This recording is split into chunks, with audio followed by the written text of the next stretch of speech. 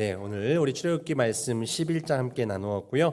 11장과 12장 이렇게 함께 토대로 하나님 말씀 이 장자의 죽음과 유월절이라는 제목으로 하나님 말씀 함께 나누도록 하겠습니다. 옆에 계신 분들 인사하시죠. 샬롬 반갑습니다. 참 잘 오셨습니다. 네, 3일 동안 평안하셨지요? 네, 또 수요일 저녁에 뵈니 참 좋습니다. 잘 오셨어요.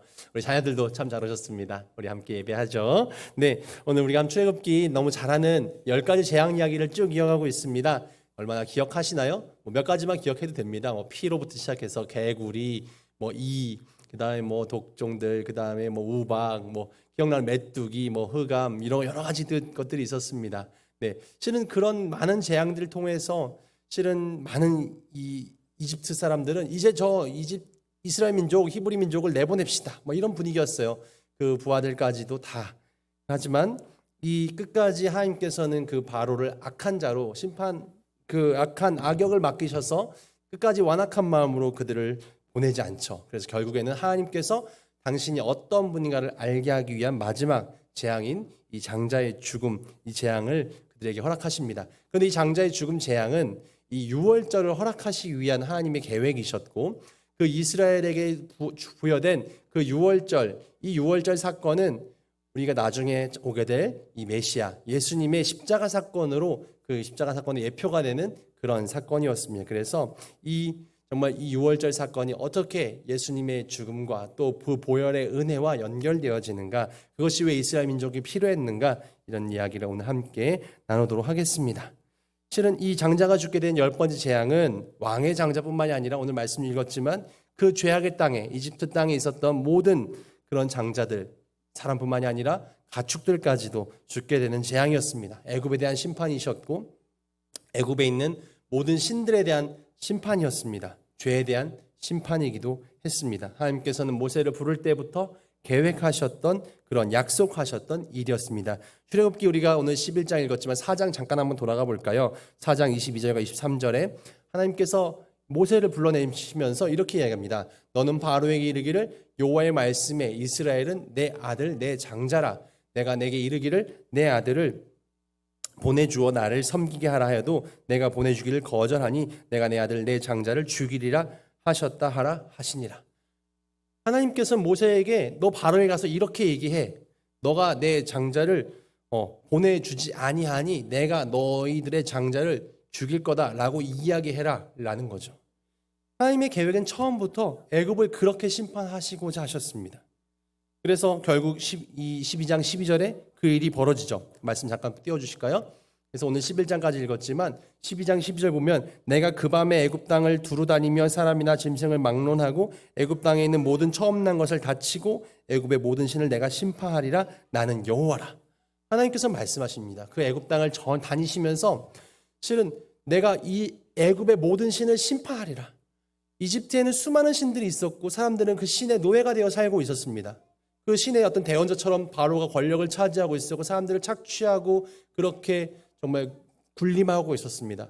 하나님께서는 근데 그들을 심판하시면서 내가 사람들을 죽이기 위해서 심판하는 것이 아니라 너희들의 모든 신, 너희들이 헛된 신들, 우상을 섬기고 있는 것, 사람을 미혹하는 사단의 세력을 내가 꺾기 위해서 그런 재앙을 허락하였다. 내가 재앙을 준비하고 계획했다라는 말씀을 하나님께 하시는 거죠. 이 애굽은 죄악의 땅을 상징하고 세상을 상징합니다. 이 바로는 사단을 상징하기도 합니다. 그래서 하나님께서 이 죄악의 땅을 심판하시는 것이 목적이었어요. 처음부터 출애굽의 목적이 아니라, 물론 이스라엘 백성들을 그 죄악의 땅에서 구원해내는 것도 목적이었지만 그 죄악의 땅 이집트를 이 인간이 만들어낸 신들의 땅을 하나님께서 심판하시는 것이 가장 목적이었습니다. 그래서 10가지 재앙을 통해 애굽의 사람들이 믿고 의지했던 것들을 하나하나 그렇게 심판하셨고, 결국에는 정말 하나님만이 참 신이구나 깨닫게 하기 위해서 10가지 재앙을 허락하셨던 겁니다. 애굽의 자랑이었던 나일강을 피로 변하게 하셨고, 개구리, 이 파리 이런 것들 때문에 복 받는 것이 아니라 하나님 때문에 복을 받는 거죠. 그것들은 우리에게 오히려 곤욕거리가 되게 하셨습니다. 의지하는 짐승들, 농작물들 전염병으로 다 치셨습니다. 우박과 메뚜기를 보내 모든 작물들을 다 꺾으셨고 그들의 경제를 다 망가뜨리기도 하셨습니다. 그리고 믿고 있는 태양을 흑암으로 덮어버리기도 하셨습니다. 마지막 그 왕과 그들이 가장 소중하게 생각했던 생명인 장자까지 시심으로 장래의 소망을 다 끊어버렸습니다. 이 죽음의 재앙은 누구도 피할 수 없었고 생명의 주인 되신 하나님께서 그 생명을 지키시고 또 생명을 치실 때 누구도 막을 수 없구나를 모두가 깨닫게 하셨습니다. 이런 일들, 이런 죽음 앞에서 누가 그 신을 대적할 수 있겠는가?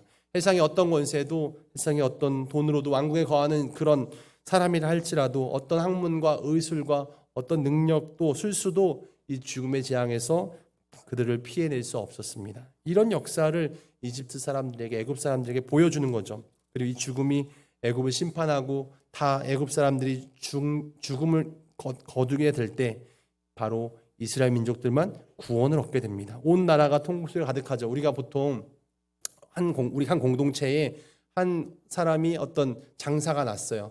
그런 누군가의 장례가 터집니다. 그럼 어떻습니까? 실은 모두가 실은 거의 일을 할 수 없죠. 어떤 하여튼 부대에도 예를 들어서 장례가 나면 많은 부대원들이 그곳에 어떤 장례를 참석하기도 하고 잠깐 하던 일들이 스탑이 됩니다. 실은 근데 온 나라 사람들이 애굽의 모든 집집마다 다 장자가 다 죽었어요. 애굽의 왕부터 시작해서 모든 신하까지 또 온 나라의 사람들이 실은 다 장사를 하겠습니까? 일을 할 수 있겠습니까? 장례를 치른다고 아무것도 할 수 없습니다. 온 나라가 쑥대밭이 됐겠죠. 온 나라가 슬픔에 잠겼고 온 나라가 죽음에 갇힙니다. 온 나라에 통곡이 가득하게 됩니다. 출애굽기 12장 30절에도 보면 그 밤에 바로와 그 모든 신하와 모든 사람들이 일어나고 애굽에 큰 부르짖음이 있었으니 이는 그 나라의 죽음을 당하지 아니한 집이 하나도 없었습니다. 죽음을 당하지 아니한 집이 하나도 없었습니다. 하나님의 심판이 있었고 그 애굽엔 큰 부르짖음이 있었습니다. 그때에 하나님께서 구원의 은혜를 베풀어 주시는데 이스라엘 사람에게만 이 구원의 은혜의 방법을 알려주십니다. 우리 잘 알고 있죠. 이 대속의 은혜, 대신 이 죄를 속하는 은혜를 알려주셨는데 그것이 바로 흠없는 어린 양을 잡아서 그 집에 이 양이 누군가를 대신 죽었다는 증거로 피를 그 문설주와 임방에, 문설주는 기둥이고요, 임방은 그 기둥 사이를 가로지르는 나무예요. 그래서 여기에다가 그 흠없는 어린 양의 피를 발라두면 죽음의 사자가 그 문설주에 피를 바른 어린 양의 피를 바른 집은 넘어간다. 유월절 할 때 유월은요, 유자도 넘을 유자에 월자도 넘을 월자들에 넘어가다라는 뜻을 가지고 있습니다. 영어는 패스오버라고 하는데, 그래서 이 죽음의 사자가 이 어린 양의 피가 발라 있는 그 집은 다 넘어가는 거죠. 그래서 죽음의 사자가 이스라엘 민족의 모든 집들에는 넘어가서 결국 죽음을 당하지 않고 구원을 얻게 되고 대속을 얻게 됩니다. 이스라엘 민족들은 그때부터 이 나를 위해서 이 양이 희생한 것, 그래서 그 희생에 대한 제사, 희생에 대한 제물, 이거에 대한 생각을 늘 갖게 되죠.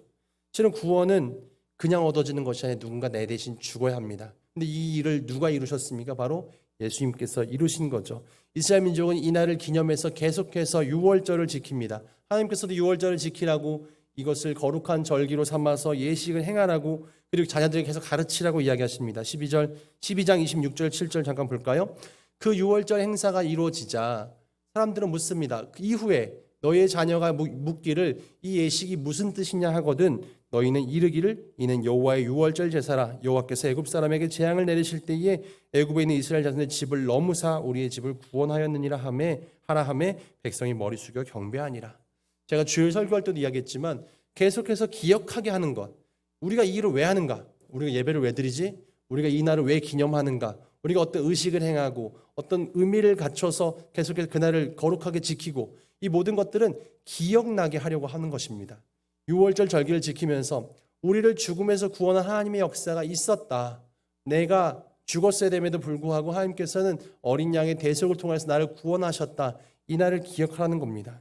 유월절 절기, 죄의 문제를 해결하는 방법이며 구원의 방법이었습니다. 내가 죄로 인해 죽을 수밖에 없지만 이 양이 나를 위해서 대신 죽었고 그것을 통해서 그 죄값을 다 사해 주시고 구원해 주시겠다는 하나님의 방법을 그들은 유월절 제사를 통해 배우게 된 것입니다. 우리는 잘 알다시피 예수 그리스도의 십자가 사건으로 온전한 유월을 얻게 되었습니다. 유월절의 어린 양을 아는 사람은 자연스럽게 예수님의 십자가를 깨닫게 됩니다. 세례 요한은 그래서 예수님 보면서 저 세상 죄를 지고 가는 하나님의 어린 양이다 라고 이야기합니다. 우리는 예수 그리스도의 십자가를 믿을 때, 그 십자가를 바라볼 때 구원을 얻게 됩니다. 이것이 복음이죠. 우리는 죽을 수밖에 없었지만 이집트의 모든 죄인들이 죽음의 공포 속에서 죽음의 사자 앞에 다 장자가 죽고 슬픔 가운데 사로잡혔지만 이스라엘 민족이 그 유월절 어린 양의 피를 바람으로 생명을 얻게 된 것처럼 우리가 죽을 죄인이었지만 기쁜 소식 예수 그리스도의 십자가 보혈 소식을 내가 듣고 그 복된 소식을 말미암아 그 십자가에 예수님께서 나를 위해 죽으심을 말미암아 우리는 생명을 얻고 영생을 얻고 자유한 몸이 되었습니다. 이스라엘 백성들이 어린 양의 대신 죽음으로 죽음에서 생명으로 옮겨졌던 것처럼 우리도 구원을 예수님 통해서 자유를 얻게 되었습니다. 여기서 죄 구원이 출발되는 것이죠. 죄에서 우리는 자유를 얻게 되었고 이제부터는 이제 하나님의 자녀로서 인격적으로 언약을 맺어야 합니다. 우리가 구원 얻는 것을만 멈춰서는 안 되고요. 이스라엘 민족이 유월하고 끝난 것이 아니라 유월절 사건 이후에는 이젠 시내산에 가서 하나님과 언약을 맺고 하나님 백성답게 사는 법을 배웠던 것처럼 우리도 예수 그리스도의 십자가를 믿고 구원을 얻은 것을만 멈춰서는 안 되고 내가 예수 그리스도의 십자가 사건을 믿고 내가 구원 얻은 존재로서 이제는 하나님과 분명한 인격적인 언약을 통하여서 하나님의 나라의 하나님의 백성으로까지 자라가야 합니다. 이런 과정들이 이제 이스라엘 민족들이 시내산에서 율법을 받는 장면, 그리고 그 광야에서의 수많은 어떤 훈련들을 거쳐가면서 하나님의 자녀가 되고 하나님 나라의 백성이 되어가는 이야기들을 하게 되는 거죠. 구원은 막연하게 이루어지는 것이 아니라 철저하게 하나님의 계획 가운데 이렇게 이루어졌습니다. 오늘 우리가 이렇게 11절에 이제 유월절 사건, 장자의 죽음 사건까지 이야기했고요. 이제 13장으로 넘어가게 되면 유월절을 경험한 이스라엘 백성들이 이제 하나님께서 명령하시는 그런 음성을 듣게 됩니다. 너희가 출애굽할 때 잊지 말아야 될 것이 있다. 그것은 너희를 애굽에서 건져내시는 분이 바로 이 여호와 하나님이라는 사실을 잊지 말고 기억하라는 겁니다. 그래서 이 유월절을 기억하게 하기 위해서 그들에게 두 가지 규례를 말씀하십니다. 두 가지 규례는 바로 이 그들의 첫 번째 것을 하나님께 드리라는 것이죠. 그리고 또 하나는 무교절을 지키라는 겁니다. 저는 예전에 유월절하고 유월절, 무교절, 또 무교병 이런 게 좀 헷갈리더라고요. 그래서 그런데 이 무교는 이제 누룩에 들어가지 않는 빵을 먹는 절기란 뜻인데 하나님께서 이런 이야기를 하시는 것은 실은 우리가 살다 보면은 이 하나님의 유월이라는 유월절 구원의 은혜를 입고 참 감격스럽습니다. 그렇지만 하나님의 은혜를 입었음에도 불구하고 삶을 살아보면 현실이라는 근본적인 문제에 끌려서 내 본질과 근원을 잊어버리게 됩니다. 먹고 살기 바빠서 내 인생에 참 뭔가 성공해야 된다는 이 조급함 때문에 내가 어디서부터 왔는지, 내가 무엇이 정말 중요한지, 내가 어디로 가고 있는지 이런 근본적인 방향을 잃어버릴 때가 많습니다. 이스라엘 민족도 마찬가지였어요. 그래서 하나님께서는 너희가 이 이집트를 탈출해서 갈 때 분명히 절대 잊어버려서 안 되는 것이 있다라고 경고하는 거죠. 그러면서 이 13장에 우리가 이제 오늘 12장까지 이야기지만 13장 2절 보면 이스라엘 자손 중에는 너희가 이 짐승이나 이 사람을 막론하고 태에서 처음 난 것은 다 거룩히 구별하여 내게 돌리라. 이는 내 것이니라. 하나님께서는 그런 말씀을 하십니다. 이 이집트 사람들의 장자는 다 죽이셨고 이스라엘 민족의 첫 번째는 다 살리셨습니다. 그렇지만 이것은 하나님께 바쳐진 것이다. 죽을 것이었지만 살려놨기 때문에 하나님께 바쳐야 된다. 이런 이야기를 합니다. 근데 이것이 사람이나 짐승을 그냥 드리는 것이 아니라 어린 양으로 대신 드리라고 대속의 어린 양을 하나님께 바쳐라 라고 이야기합니다.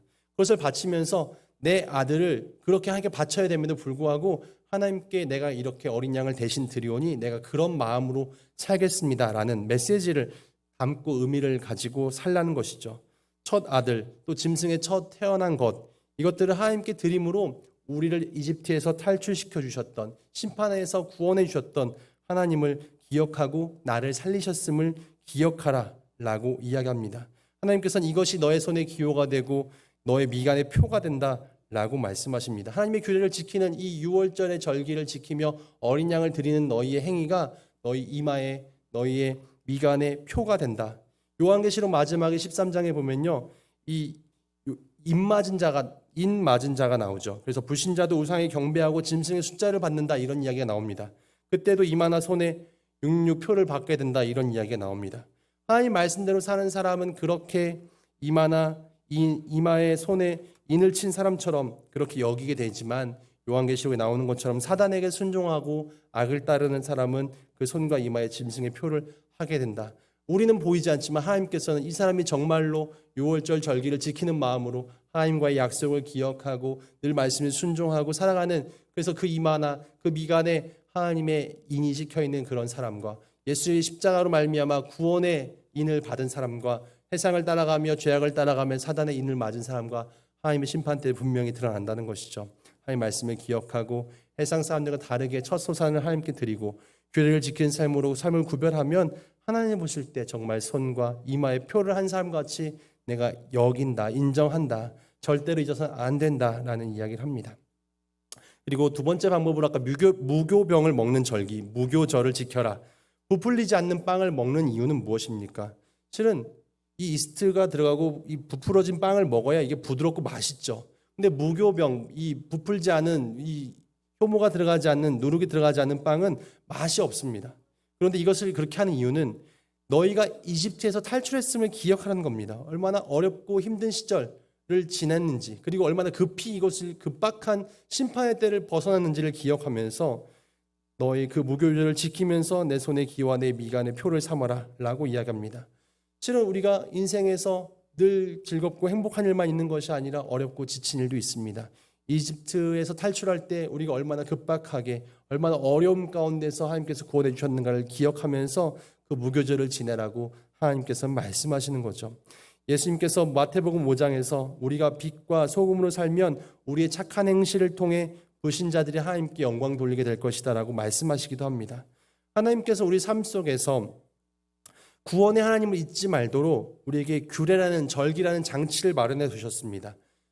이런 절기와 이런 규례들을 지키면서 내가 내 삶의 주인이 아니라 하나님이 내 삶의 주인인 것을 인정하라는 것이죠. 아까 우리 찬양도 들렀지만 내 삶의 보좌에 하나님이 정말 주인이 되시기를 우리가 그렇게 고백한다면 내가 정말 하나님 말씀대로 순종하고 절기를 지키고 규례를 지키는 삶을 살아내는 것입니다.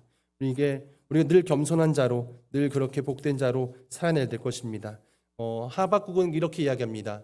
실은 우리 너무 잘 아는 것처럼 무화과에 나뭇잎이 없고 모든 소출들이 없을 때 밭에도 외양간에 먹을 것도 없고 여러 가지 다 없어도 내가 구원의 하나님만으로 내가 찬양하고 정말 즐거워하겠다 노래합니다. 세상 사람들은 어떻습니까? 조금만 먹을 것이 없어도 통장에 잔고가 없으면 절망하고 원망하고 불평합니다. 남의 것을 훔치기도 하고요. 정말 그렇게 인생이 막 나가는 인생으로 살기도 합니다. 실은 얼마나 돈에 많은 사람들이 그렇게 절망합니까? 실은 그러나 돈이 나를 살리는 것이 아니라 구원의 하나님이 나를 살린다는 것을, 나를 구원하신 하나님이 내가 잊지 않고 하나님께 돌아오기를 하나님께서 얼마나 바라고 원하시는지, 그것만으로도 하나님이 얼마나 그것을 기뻐하시는지, 왜냐하면 하나님만이 내 필요를 채워주시는 정말 소중한 분임을 내가 믿고 의지하는 것을 하나님께서는 바라신다는 거죠. 하나님만이 나를 고치고 나를 회복시킨다는 것을 내가 믿고 나갈 때 내 필요를 채우시고 영원한 하나님 나를 주시는 그 하나님이십니다. 우리 10가지 재앙을 마무리하면서 하나님께서 10가지 재앙을 왜 마련하셨는가? 하나님은 어떤 분이신가? 역사 가운데서 증거하십니다. 모든 이집트의 신들을 꺾으시고 이 땅의 주인, 이 땅의 참된 신이 어떤 존재인가? 하나님을 창조주 하나님을, 구원의 하나님을 우리가 온전히 믿고 섬길 때 하나님께서는 이 죽음의 세상 속에서도, 죽음의 현장에서도 우리에게 생명을 주시고 영원한 하나님의 기업을 허락하십니다. 하나님 말씀하시죠. 내가 여호와인 줄 알게 하리라. 여전히 이 21세기에도 하나님께서는 하나님만이 참신임을 알게 하십니다. 그런 역사에 내가 쓰임받기를 소망합니다. 역사를 통해 증거하는 이 하나님의 음성을 내가 늘 듣고 오늘도 우리 삶의 영역에서 구원의 하나님을 늘 전하며 잊지 않고 하나님 백성을 늘 감사하며 그렇게 섬기며 생명을 구하는 축복의 통로로 살아내는 우리 모두가 되어지기를 주님의 이름으로 축원드립니다. 기도하겠습니다.